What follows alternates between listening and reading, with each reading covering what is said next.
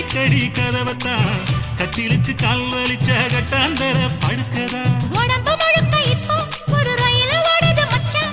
வளைச்சு நறுக்க சொல்லி என் வளையல் கிஞ்சது மச்சான் அடடா அல்வா துண்டு இடுப்பு ஓங்கிடுப்பு